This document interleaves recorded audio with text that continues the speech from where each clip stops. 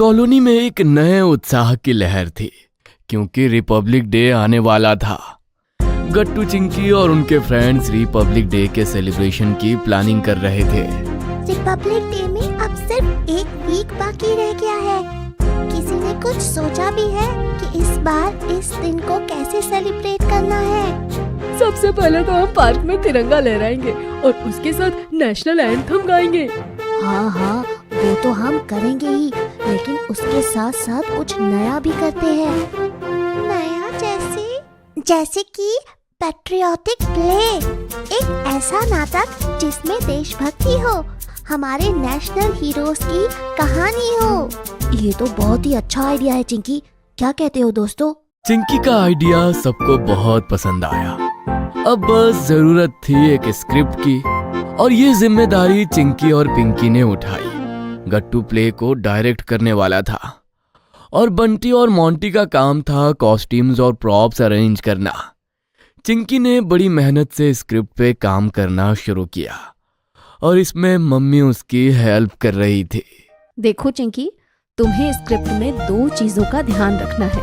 पहला, 1940s के समय जो लीडर्स भारत की आजादी के लिए लड़ रहे थे, जैसे कि सुभाष चंद्र बोस, महात्मा गांधी, और दूसरा, आजादी के बाद जिन्होंने संविधान बनाने का काम किया, जैसे डॉक्टर B.R. अम्बेडकर। संविधान इतना इम्पोर्टेंट क्यों है मम्मी? ऐसे समझो कि बिना किसी रूल बुक के कोई चीज काम कर सकती है क्या? स्कूल में भी रूल्स होते हैं। टीचर्स और स्टूडेंट्स के रोल्स और रिस्पॉन्सिबिलिटीज पहले से तय होती हैं। उन रूल्स को फॉलो करके ही एक अच्छा स्कूल बनता है। वैसे ही संविधान में देश को चलाने के रूल्स होते हैं। उनको फॉलो करके ही हम अच्छा देश बना सकते हैं। इसीलिए संविधान इतना इम्पोर्टेंट होता है। समझ गए हम मम्मी। अगले दिन शाम को सारे बच्चे कॉलोनी के पार्क में मिलते हैं। बिंगो भी उनके साथ एक्साइटेड होकर घूम रहा था। चिंकी ने सबको स्क्रिप्ट पढ़ के सुनाया और गट्टू सबको उनका रोल समझाने लगा। बंटी बनेगा महात्मा गांधी और हरी रोल करेगा B.R. अम्बेडकर का। और मैं? तुम बनोगे British prime minister Winston Churchill. कहीं ये रोल तुमने मेरी इंग्लिश सुन के तो नहीं दिया? नहीं, तुम्हारे शरारती नेचर से हमें लगा कि अंग्रेज विलन का रोल तुम अच्छे से कर सकोगे। और गट्टू, तुम क्या बनने वाले हो? गट्टू बनेगा नेताजी सुभाष चंद्र बोस और चिंकी बनेगी मेरे INA की कैप्टन लक्ष्मी सहगल। तो चलो अब रिहर्सल शुरू करते हैं। और इस तरह सभी बच्चों ने रिपब्लिक डे के पैट्रियोटिक प्ले की प्रैक्टिस शुरू कर दी। गट्टू तो स्कूल में भी अपने रोल की प्रैक्टिस करता रहता था। एक बार क्लास में उसके साथ बैठे एक स्टूडेंट ने उससे पूछा, गट्टू, क्या तुम मुझे अपनी पेंसिल दे सकते हो? नहीं, पर तुम मुझे खून दो, मैं तुम्हें आजादी दूंगा। ये सुनकर सभी बच्चे जोर से हंसने लगे। एक तरफ गट्टू हमेशा प्रैक्टिस मोड में रहता था, वहीं दूसरी तरफ मोंटी से अपनी लाइंस याद ही नहीं हो रही थी। शाम के प्रैक्टिस सेशन में वो हमेशा अपनी लाइंस भूल जाता था। You Indians are not fit to play cricket. अरे, प्ले क्रिकेट? नहीं मोंटी, रूल अ कंट्री। अरे यार, मैं बार यही लाइन मिस कर जाता हूँ।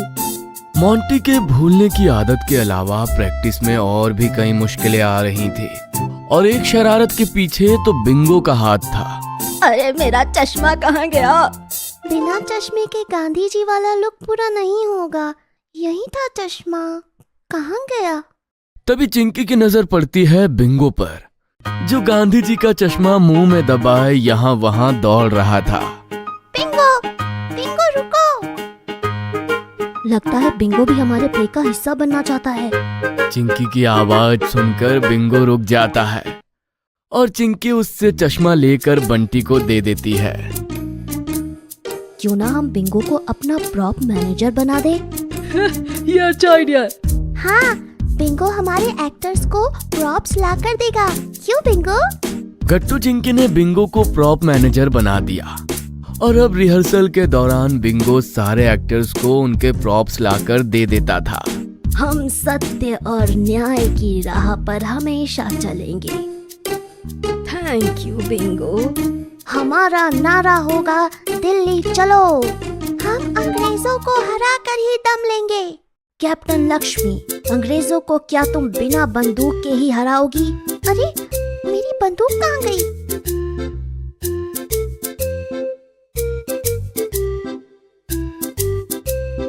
Thank you Bingo. शाबाश बिंगो, ये भी हमारे इंडियन नेशनल आर्मी का हिस्सा बन गया है।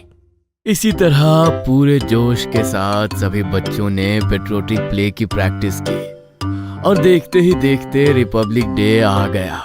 26 जनवरी को सुबह से ही पूरी कॉलोनी में एक अद्भुत रौनक थी। सबके चेहरे देश प्रेमी से खिले हुए थे और बहुत जल्द पूरी कॉलोनी के लोग पार्क में तिरंगा फहराने आ गए। दोस्तों, आज का दिन पूरे देश के लिए गर्व का दिन है और इस मौके पर तिरंगा फहराने हमारे बीच मौजूद हैं retired colonel Bakshi. Colonel Bakshi कुछ दिनों पहले ही मिलिट्री से रिटायर्ड होकर गट्टू चिंकी के कॉलोनी में रहने आए थे। सबने तालियां बजाकर कर्नल बख्शी का स्वागत किया और फिर उन्होंने तिरंगा फहराया। हवा में लहराते तिरंगे और साथ में जन गण मन के गाने से पूरा माहौल देशभक्ति से भर गया। नेशनल एंथम खत्म होने पर सेक्रेटरी अंकल ने अनाउंस किया, रिपब्लिक डे के सेलिब्रेशन को खास बनाने के लिए गट्टू चिंकी और उनके फ्रेंड्स ने एक पेट्रियोटिक प्ले तैयार किया है। अब हम सब क्लब हाउस में उस प्ले को देखने चलते हैं। देखते ही देखते क्लब हाउस के हॉल दर्शकों से भर गया। स्टेज पर गट्टू चिंकी, हरी, मोंटी और बंटी पूरे कॉस्ट्यूम के साथ आते हैं। पिंकी नरेशन का काम कर रही थी। और अब एक झलक उन महान हस्तियों की जिनके कारण आज हम ये रिपब्लिक डे मना रहे हैं। प्ले शुरू हुआ और बंटी महात्मा गांधी के रूप में स्टेज पर पदयात्रा करते नजर आता है। कई बच्चे उसके पीछे पीछे चल रहे थे और उनके हाथ में प्लकार्ड्स थे जिसमें लिखा था क्विट इंडिया। भारत को अब चाहिए पूरी आजादी, अंग्रेज भारत छोड़ो। स्टेज खाली हो गया और फिर Monty British prime minister Winston Churchill बनके आता है। अंग्रेजी कोट और हाथ में एक न्यूज़पेपर लिए पढ़ रहा है। Quit India, what nonsense.